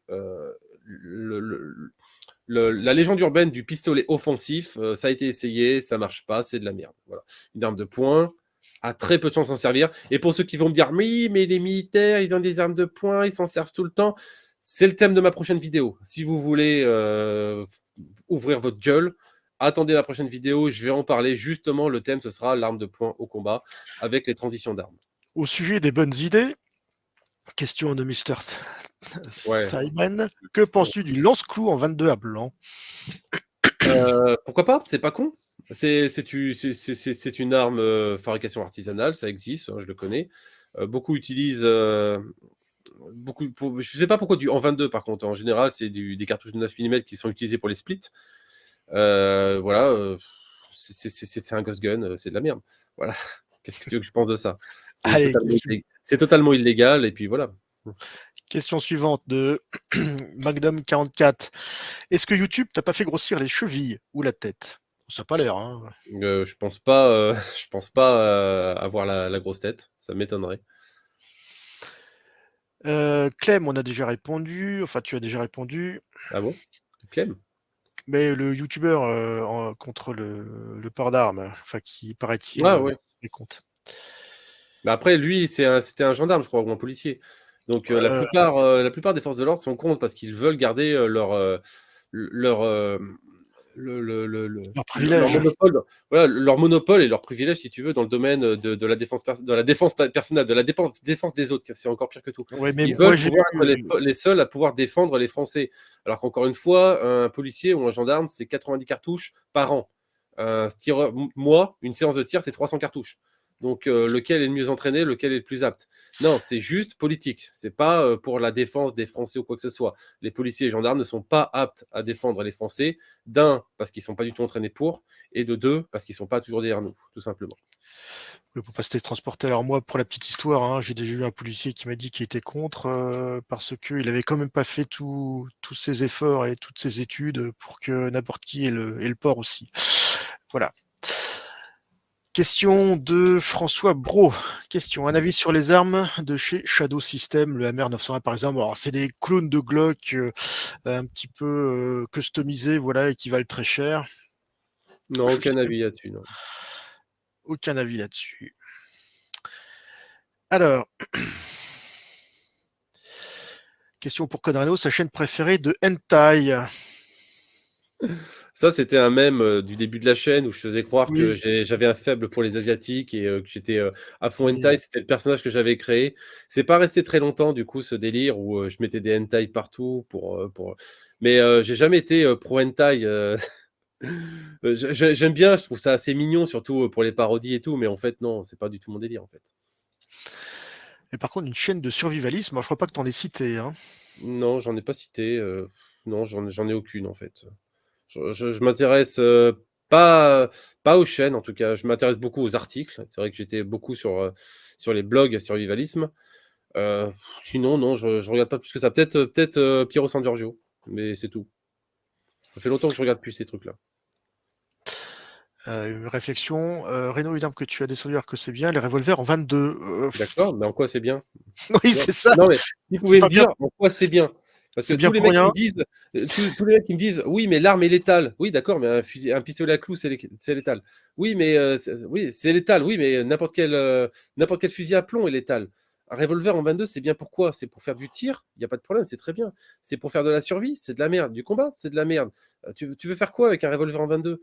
Si tu veux me dire que c'est létal, un revolver en 22, je le sais. Mon père est mort à cause d'un revolver en 22, donc je sais que c'est létal. Par contre, mon arme de défense, ça sera jamais un revolver en 22 parce que je sais que il est mort par un revolver en 22, mais il avait combien peut-être 50% de chances de rester en vie à cause de ce revolver-là. Alors que si ça avait été un 9 mm, il aurait eu beaucoup moins de chances de survivre. Voilà, je sais que c'est létal, je suis totalement conscient que c'est létal, mais ça l'est pas assez. Clairement pas. Et si tu me dis c'est adapté à la défense parce que c'est létal, eh ben, défends-toi avec un fusil à plomb. Simplement. Alors, même en quoi c'est bien, je veux dire, en fun shot, c'est chiant. C'est chiant, Revolver en 22. Et en Faut le plus, dire. ça sert même pas. Moi, je discutais avec un moniteur, hein, enfin, j'écoutais Radio Berthoud, là, où il parlait justement de l'entraînement en 22, qui était une très mauvaise idée parce que ça donne des mauvais plis, parce qu'il n'y a pas de Mmh. recul, parce que pour les incidents de tir, c'est pas pareil, parce que c'est pas fiable. Enfin, il y a voilà. La 22, c'est bien dans les carabines de jardin, dans les armes Ah, de poing, c'est pas. oui, il y a ça aussi, parce que tout le monde dit que selon moi, la 22 long rifle, c'est de la merde. Parce que pour Ah non, pas beaucoup, du tout, hein. Alors, alors que c'est pas j'ai selon jamais. toi, hein, c'est tous les pros, hein. J'ai jamais entendu quelqu'un, à part, les gens dans les chats, dire que la 22 c'était bien, hein. Non, non, non, Enfin, mais moi, en c'est une très termes bonne de points. munition dans un fusil. Parce que LR, ça veut dire long rifle, hein, c'est-à-dire c'est pour un fusil long. Ça, c'est une bonne munition pour un fusil long, pour du braconnage, pour de l'insurrection, pour militairement parlant, hein, ça a aussi un très bon intérêt, la 22 long rifle, il n'y a pas à chier. Même les militaires, à un moment, les militaires français voulaient faire que leur arme réglementaire soit une 22 long rifle, hein. Donc le Unique X51 bis, à la base, c'était fait pour l'armée. C'est une bonne munition dans un contexte et dans une arme. Les revolvers ou les pistolets en 22 long rifle, c'est de la merde. Tout simplement. Voilà, on va être clair, tout simplement. Bon, Voilà. C'est bien pour le tir sur cible si t'as pas envie d'avoir du recul et si tu veux cramer beaucoup de munitions à pas cher. Fin, c'est tout, ça sert qu'à ça. quelle mitrailleuse pas trop chère conseillerais-tu? Alors mitrailleuse, évidemment, ça va être fusil semi-automatique, hein, carabine semi-automatique, j'imagine. Bah, mitrailleuse, non, mitrailleuse, c'est une arme automatique à bande. Donc, Oui, je sais bien, mais je pense que pour, alors, pas parce en qu'une France, alors, mitrailleuse pas trop chère, bon. non, mais il est francophone, mais ça veut pas dire qu'il est français. Peut-être qu'il veut dire en Pologne ou en République tchèque ou Ah en bah Suisse alors en ou n'importe Pologne, où. bon. Alors, on va dire en Suisse. Allez, on va dire en Suisse. Mitrailleuse pas trop chère, bah, t'as MG42 et t'as PKM. Voilà, que je conseille. Les autres, voilà. Les autres, ça coûte une couille. Question de Mitch. Alors Mitch, président de l'ARPAC, bonsoir Mitch. Sur le RDB, je parlais d'un double départ, je presse la détente et de temps en temps 2 coups partent. Ah! Ouais, bah, t'as que détente et trop faible, tout simplement. Ta queue détente est à moins d'1,5 kg. Il faut redurcir ta queue détente, tout simplement. C'est-à-dire que quand tu tires, les vibrations déclenchent ta queue détente parce qu'elle est trop faible. Tout simplement, passe là à 1,8 kg et tu verras, ça passera, ça sera beaucoup mieux. Et c'est Le pas que les Royal RDB, hein, c'est tous les fusils d'assaut. Oui, bah, c'est que c'est une bump stock inventaire. Ouais. Le Royal étranger, quel pistolet pack recommandes-tu? Question fiabilité. Alors, un pistolet pack. L'Umarex 5, le Glock Gen 5 de chez Umarex, c'est le seul qui vaut le coup. J'en ai acheté plein de packs et c'est le seul qui vaut le coup. C'est le seul qui soit fiable, c'est le seul qui réussisse à faire l'effet d'un Glock. C'est le seul qui marche bien en fait. Voilà, donc le Glock Gen 5 de chez Umarex. Il coûte 250 balles, un peu cher. Le chargeur coûte 20 balles, un peu cher, mais il est bien. Voilà. Alors, il demandait une mitrailleuse photo pas trop lourde. Attends, voilà, on peut dire. Attends, on va revenir à la question d'avant. Ouais, ouais, vas-y. Pas Oh, trop lourde en plus. non, mais celle d'avant, l'arme que je compte acheter en port d'armes, voilà, En c'est port ça, discret. en port Allez. discret. Alors, j'ai acheté, j'ai réussi à arnaquer un mec qui m'a vendu un Glock 26 à vraiment pas cher. Je l'ai arnaqué comme pas possible. Non, très, très sérieusement, j'ai quasiment aucune chance de m'en servir. C'est plus au cas où, et c'est plus le fait de porter un flingue sur moi, la responsabilité, etc. J'ai un Glock 26, ce sera un Glock 26. C'est une très Je meilleure. repartirai à zéro et je me dirais vraiment, il me faut un truc opérationnel, il me faut un truc vraiment bien. Je pense que je prendrais un, un, un HS Product. Ah, C'est ça le nom, HS Product? oui. C'est ça. J'ai du mal avec ce nom de. Voilà. Donc c'est croate, ça marche bien. C'est comme Glock en plus petit, en plus fiable, en plus grosse capacité. C'est un Glock, c'est un Glock 26 en beaucoup mieux. Le Il est H11, beaucoup le plus L4. ergonomique, il est beaucoup mieux. Il est beaucoup mieux à tous les niveaux, même au niveau prix, au niveau de tout. C'est une très très très bonne En même arme. temps, c'est pas difficile d'être meilleur que Glock, hein. Ouais, ouais, ouais, mais le Glock 26 me va très bien en fait, parce que pour ce que j'en fais, ça ira très bien. On parle bien de mon Mais ouais, DP4 à moi. HS Product est une excellente arme, vraiment très très bonne. Sinon, tu as PPK, qui est très très bon aussi. Tu as les marques de chez Walter qui sont pas mal, hein, qui sont vraiment pas chers, en plus, pour le coup, un peu plus cher qu'HS Product, qui sont vraiment pas mal. Le problème avec toutes ces armes, c'est que tu t'en sers que pour ça, finalement. Tu vas cramer 6 ou 800 balles pour un flingue de port d'armes que tu te serviras quasiment jamais, parce que tous les pays qui acceptent le port d'armes, c'est des pays où tu n'en as pas besoin, finalement. Donc voilà. Donc j'ai un Glock 26 que je récupère fin d'année. Ce sera un Glock 26. Le meilleur Glock pour un port discret?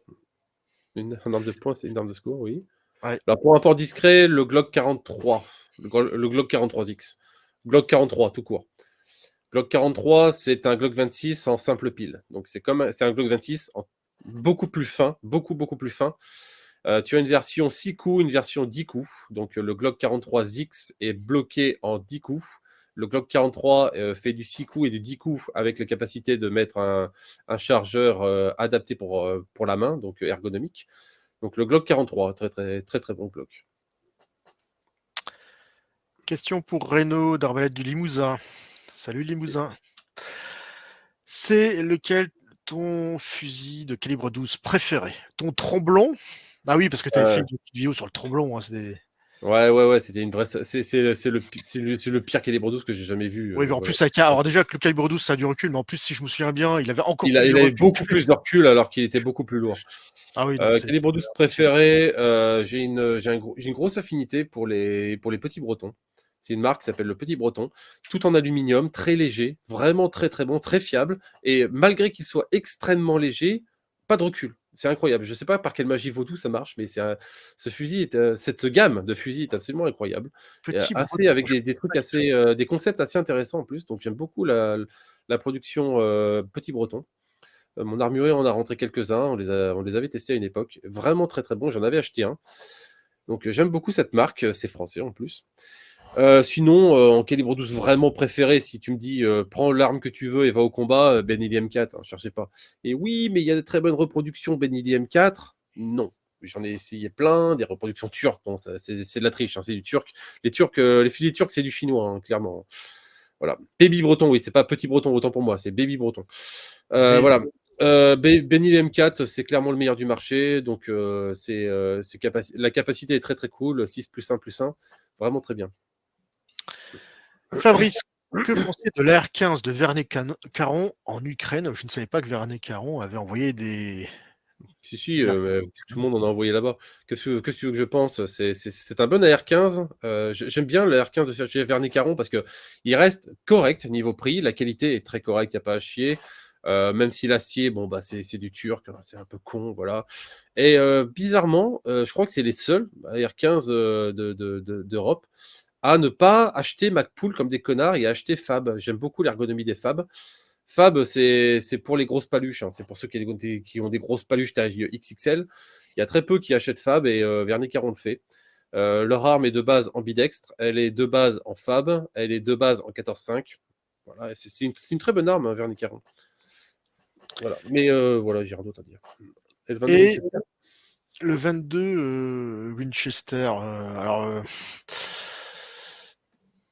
J'ai rien à dire, qu'est-ce que tu Mais je veux? crois que de toute façon, les armes sont trop grandes. Donc, alors, tiens, une question pour moi. Quelle munition défense t'avais donné les meilleurs résultats lors de tes tests? Ah, alors les tests qui ne sont jamais arrivés en ligne, puisque j'avais fait, alors il faut savoir, toute une série de tests. J'avais une trentaine de munitions de défense que je devais tester, etc.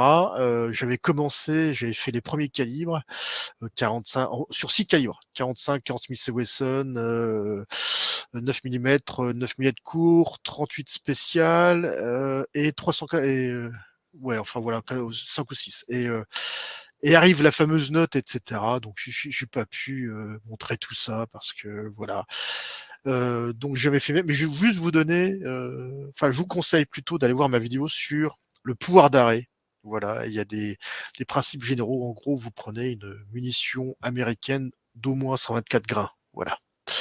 Comme ça reste très générique et généralement, ça marche à partir, dans ce cas-là. 124 grains, high speed à tête creuse. Voilà, mon petit conseil. Si vous réussissez à acheter les munitions 600 mètres secondes à tête creuse, donc ça c'est qui fabriquait ça? C'était pas le Geur, c'était. Bon, bref, ces munitions-là, si vous réussissez à en avoir, parce que beaucoup d'armuriers refusent de les vendre aux civils, Ouais. c'est les meilleurs, clairement. La balle est tellement rapide qu'elle a beaucoup de mal à traverser le corps. Donc, niveau dommages collatéraux, la balle se pulvérise complètement dans le corps. Plus l'effet Doom Doom, évidemment. Très très bonne munition. Les forces de l'ordre se servent de ça, c'est les fameuses cartouches couleur acier. Donc voilà. Si je peux voilà, répondre à tes questions. Tu n'as pas honte, Mitch. Merci. Ouais, titre. Question de Vabou 0511. En parlant thune, tu parles jamais de rechargement. Tu crames que de la manufacturée.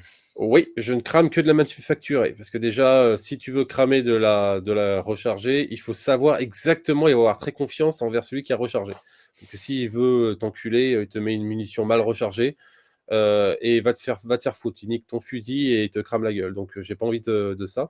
J'ai pas le temps de recharger. J'ai pas du tout le temps et ni l'envie de recharger. Et en plus, j'ai un armurier très très sympa qui me fait des prix très très bons sur les munitions. Et donc, du coup, j'ai aucun intérêt à recharger. Aux US, le .380, c'est-à-dire le 9 mm courbe ou Browning, est le calibre le plus populaire pour le port. Qu'en pensez-vous? Personnellement, je pense que c'est une très bonne chose, mais il faut choisir la bonne munition. Et il y en a très peu qui marchent vraiment en 380. Il y a le Hornady, FTX, je dis ça de tête, ou la Critical Defense, enfin une des deux. Mais à part ça, elles sont pas assez de pêche. Il faut un canon qui soit plus de 3 pouces. Voilà. Donc, il faut faire attention à ce qu'on choisit, mais effectivement, ils ont beaucoup moins de recul. Toi, tu as vu un truc rigolo. Je vais durcir ma queue comme l'a conseillé Renault, on verra. Si ça résout pas le problème, au moins madame appréciera. J'avais même pas fait gaffe que ouais, durcir le poids de ta queue de détente, ça ferait des blagues aussi faciles à faire pourtant. Question pour Renault. Penses-tu t'intéresser un jour à la chasse? Pas du tout. J'ai pensé à me lancer à la chasse, mais en fait, non. Pas le temps et pas l'envie. Un petit conseil pour les Français actuellement, à part s'armer. À part s'armer. Petit Alors moi, conseil. j'avais 3 conseils, hein. C'était, vous n'habitez pas en ville, vous ne sortez pas en ville, vous ne travaillez pas en ville. En fait, aujourd'hui, c'est un petit peu devenu obsolète, hein. C'est un petit peu, en fait, ne vivez pas en France, hein. Ça C'est serait dû à ça. c'est le principe des green zones en fait. C'est-à-dire que la criminalité est concentrée dans un seul endroit. Bon, bah, tu quittes cet endroit. Le problème, c'est que la criminalité va se mettre dans les endroits où il y en a pas de plus en plus. Du coup, il faut fuir ces endroits, ces nouvelles criminalités, au bout d'un moment, il faut carrément fuir le pays. C'est pas pour cette raison que je fuis la France, parce que moi, je suis dans une zone où il y a très très peu de criminalité, il y a très peu de migrants là où je suis. C'est un tout en fait. La France a personnellement décidé de m'enculer, donc je vais pas rester là. J'ai pas envie de financer la destruction de mon propre pays et j'ai envie de me trouver une femme. Voilà. Magnum 44, est-ce que tu as vraiment gagné beaucoup de thunes avec tes vidéos? Il doit poser la vidéo parce que lui a refusé sa monétisation. Alors, les vidéos en elles-mêmes, je gagnais, tiens, je peux te renvoyer le screen si tu fais une rediff. Voilà, j'avais un screen fait juste avant la suppression que j'ai retrouvé là en recherchant là. C'était un mois où j'avais sorti 5 vidéos en même temps, donc j'avais fait beaucoup de vues là-dessus. J'avais 332 000 abonnés, donc c'était vraiment juste avant la suppression. J'avais gagné 300 euros par la monétisation. Pour donner une idée, voilà. Oui, 300 oui, balles. c'est C'est de c'est la merde, c'est c'est de la merde. Et ça, les 300 balles, en fait, c'est les mecs qui font YouTube Premium. YouTube Premium, même si tu n'as pas de pub sur ta chaîne, tu gagnes quand même de l'argent parce qu'une partie de l'argent est reversée au créateur. Donc c'est ça qui faisait ça. Et donc c'est le placement de produit qui me faisait ma paye. Tu comptes environ 1 500 € par placement de produit. CyberGhost VPN, comment il s'appelle là, Red Shadow Legend, les jeux comme ça, c'était à peu près 1 500 € le placement de produit. C'est très bas parce qu'en fait, ils s'en battent les couilles du nombre d'abonnés que tu as. Ce qu'ils regardent, c'est le nombre d'abonnés 18-25 ans. C'est ça qui fait la paye en fait. ah, je suis C'est pour ça foutu. que Benson Cigar, lui, il est payé 10 000 € par vidéo, par remplacement de produit, parce qu'il a beaucoup, beaucoup, beaucoup de 18-25, alors qu'il avait beaucoup moins d'abonnés que moi. Moi, je pouvais pas prétendre ça parce que j'avais pas assez de 18-25. Moi, ceux qui suivent ma chaîne, ils ont 35 ans. Ils sont entre 30. La moyenne d'âge, c'est 30 à 40 ans, ma chaîne. Donc forcément, les publicitaires, ils s'en battent les couilles de ça. Alors apparemment, on regarde les gens qui ont le même âge que nous parce que, il y a Eric de Villars qui me disait que lui, c'était de 50 à 70, il a la soixantaine, je crois. Moi, j'ai la cinquantaine et j'ai de 35-40 à 60. C'est marrant en fait, c'est notre génération qui nous suit plus que les autres, a priori. Et oui, la solution, c'est le port d'armes. Non, la solution, c'est pas le port d'armes. La solution, le port d'armes permet d'éviter, en fait, ça te permet d'éviter le pire. La solution, c'est d'arrêter les criminels, c'est de virer les criminels du pays. Mais le problème, c'est que politiquement, c'est pas correct. Voilà. En Pologne, il y a le port d'armes et il n'y a pas de criminalité. Mais je te parle de la Pologne, mais c'est pareil en République tchèque, c'est pareil en Hongrie, c'est pareil en Lituanie, c'est pareil. Tous les pays d'Europe de l'Est, même tous les pays très armés et avec un port d'armes, n'ont pas de criminalité. Ça n'a rien à voir avec les armes, ça n'a rien à voir avec le port Il n'y a d'armes. pas de rapport. C'est à cause des criminels, tout Alors, il y a eu simplement. des études là-dessus. Brandon Cates, qui a fait une étude sur le rapport entre les lois sur les armes et la criminalité, et en fait, il n'y en a aucun. Et la conclusion de son étude, c'est la criminalité d'un pays dépend du nombre de criminels. Voilà. De jeunes, Et ça de dépend jeunes. pas de, t'appelles ça comme tu veux, et ça dépend pas du tout des lois sur les armes, quoi. Oui, la Euh, solution à titre individuel, oui, par contre, oui. Solution à titre individuel, oui, ça permet de limiter la casse. Voilà, chercher le terme. Ça permet de limiter la casse. Quel est ton avis sur l'achat d'un SKS pour un tir sportif survie en période très dégradée? C'est un mauvais AK-47, tout simplement. C'est un AK-47 en beaucoup trop long et avec des munitions à clip. Donc, ça existe évidemment avec des chargeurs modulaires. Tu peux l'adapter avec des chargeurs modulaires. Mais Euh, avec des chargeurs modulaires, du coup, ça le rend moins fiable parce qu'il n'est pas fait pour ça, hein, et c'est une arme qui est faite pour les clips. On pourrait revenir sur l'histoire du SKS, pourquoi est-ce qu'ils ont mis des clips à l'époque, etc. Et pourquoi c'était une idée de merde. Mais en gros, le SKS, c'était une arme qui a été rejetée quand ils ont fait accepter le AK-47. Ils l'ont quand même produite, mais c'était une mauvaise idée parce que l'arme n'est pas bonne en fait. L'arme, encore une fois, elle est trop longue. Les clips, c'est de la merde. Et mécaniquement, c'est pas ouf. Voilà, c'est pas une bonne arme. Pourtant, elle est très appréciée parce que, soi-disant, très rustique, très fiable, et puis justement, elle a pas de chargeur, donc pour le Alors, moujik de base, enfin. le clip, les cartouches à clip ont cette qualité. C'est-à-dire que si tu n'as que le fusil et tu n'as pas les chargeurs, donc c'est pareil avec tous les chargeurs, donc les chargeurs, les fusils à clip et chargeurs tubulaires. Ils ont cet avantage-là de ne pas avoir de chargeur parce que tout le monde connaît quelqu'un qui a un fusil mais qui ne peut pas s'en servir parce qu'il n'y a pas les chargeurs. Cette arme n'a pas ce défaut-là. Et par contre, vous n'allez pas me faire croire qu'un chargeur de AK-47 c'est difficile à trouver. Voilà. Autant pour les 22 longs rifles, c'est difficile pour les trouver, hein, les 22 longs rifles des années 20, des années 30, voilà. C'est difficile à retrouver ces chargeurs-là, voire quasiment impossible, où tu es limité à du monocoup.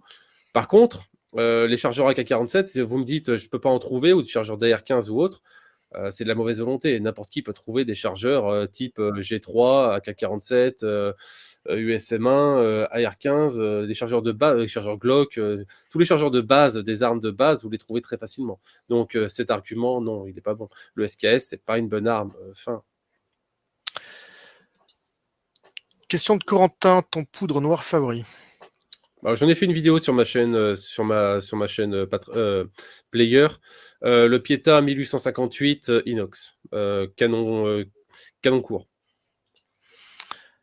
Que J'ai pas dit penses-tu sub, hein. J'ai pas dit canon sub, j'ai dit canon court, ce qui n'est pas pareil. que penses-tu du 300 BLK? Très très bonne munition. Elle a eu son temps de gloire, elle est revenue un petit peu. Voilà, tout le monde s'en bat un peu les couilles aujourd'hui parce qu'elle est difficile à trouver et elle est difficile à. Elle est un peu chère, mais par contre, elle est très polyvalente. Et j'aime toujours, hein, j'aime toujours beaucoup cette munition. Je suis très impatient de pouvoir récupérer mon fusil en 300 Blackout. Très très bonne munition. Et aujourd'hui, elle est très sous-estimée. Elle a été un peu surestimée à une époque parce que tout le monde pensait qu'elle était beaucoup plus polyvalente qu'elle ne l'est réellement. Mais aujourd'hui, je trouve qu'elle est trop sous-estimée. C'est une excellente munition. Excellente munition, que ce soit pour du combat et du combat insurrectionnel.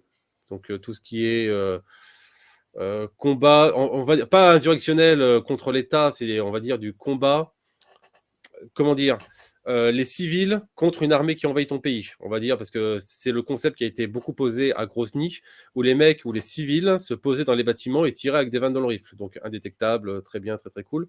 La 300 Blackout fait mieux, fait comme ça, mais en beaucoup mieux et en beaucoup plus létal. Parce qu'une vanne de long rifle, c'était utilisé pour blesser les mecs. Voilà, les militaires d'en face étaient blessés parce que la vanne de long rifle, c'était pas une volonté, hein, c'est juste que la vanne de long rifle n'a pas cette capacité, à moins de tirer vraiment dans la tête, elle n'avait pas cette capacité-là. La 300 Blackout, par contre, le ferait. Donc, c'est une arme vraiment, c'est une munition pour moi très sous-estimée. Et dans beaucoup de contextes, il faudrait vraiment la remettre en avant.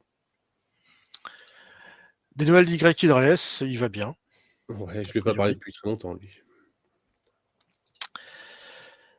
Bon, ben on va arriver, je pense, bientôt à la fin de ce chat. Alors, si vous avez des questions, enfin les dernières questions, c'est maintenant, parce qu'on est arrivé un petit peu au bout. Merci beaucoup, Reno, hein, pour ce chat. Qu'est-ce qu'on... je te laisse le Alors, mot de la fin. ouais, attends, il y en a un qui dit que tu m'en veux peut-être d'avoir balancé des vérités comme ça alors que c'est sur ta chaîne et que tu pourrais t'en prendre plein la gueule. Voilà, il dit, attends, Renault Santa, parce qu'il part de ce pays. Alors déjà, non, je pars que 6 mois par an, hein. Je reste 6 mois en France, 6 mois en Pologne, donc je m'en bats les couilles parce que je m'en suis toujours battu les couilles, mais ça n'a rien à voir avec le fait que je me casse de ce pays. Mais l'autre de ce live, non, donc on parle de toi. Je trouve pas ça cool de balancer des propos sur sa chaîne, du coup, pas fair play. Eh ben, si ça pose un problème, tu retires ça du montage et puis voilà. Mais moi, je m'en bats pas les couilles parce que je me casse du pays. D'un, je me casse pas vraiment du pays, et en plus, je m'en suis toujours battu les couilles, donc c'est complètement con. Eh ben, écoute, on va finir sur cette question. Une baïonnette en CQB. Oh putain. Ce genre, ce n'est pas le port d'armes, c'est le port de couilles. Ouais, ouais, bah voilà. Amen. Voilà. Des livres Bon, à conseiller, voilà, beaucoup trop. Beaucoup trop pour. Il faudrait que je fasse une vidéo carrément sur ma bibliothèque. Voilà. Une baïonnette en CQB. Non, qu'est-ce que c'est tu veux long foutre une avec une baïonnette, baïonnette? hein. Alors, la baïonnette, on pourrait en parler pareil pendant 1 heure. Ça relançait la tactique à une époque bien précise. C'est français en plus, hein, la baïonnette. Ça vient de Bayonne. À la base, c'était un couteau de chasse. Hein, c'était fait pour achever les bestioles. Et c'était à une époque où la tactique était complètement bloquée. Les mecs devaient avoir une épée, sauf qu'ils ne pouvaient pas avoir une épée. Ça coûtait beaucoup trop cher, ça prenait beaucoup trop de place. Ils ne savaient pas quoi faire de ton fusil. Donc, ils ont inventé la baïonnette pour ça. Mais la baïonnette était efficace dans ce domaine-là, à cette époque-là. Aujourd'hui, la baïonnette n'a plus aucun intérêt et que l'armée française fasse faire des baïonnettes hors de prix d'ailleurs de chez Ultima Ratio, alors que c'est complètement dépassé et qu'elles ne serviront jamais rien d'autre que de la para, c'est complètement con. Donc non, pas de baïonnette en CQB, c'est complètement dépassé, ça avait un intérêt au 19e siècle, de mémoire c'était ça, c'était le 19e siècle, les baïonnettes. Aujourd'hui, qu'on en refabrique encore, c'est complètement stupide. Mot de la fin? Mot? Non, je sais pas. Bonne préparation avant la fin du monde. J'étais à 2 doigts de couper là. Bonne préparation à la fin du monde. Ok. Bon, eh ben, écoutez, voilà. Merci Reno. Bah, je t'en prie, merci de m'avoir invité. À plus tard. Allez, à plus.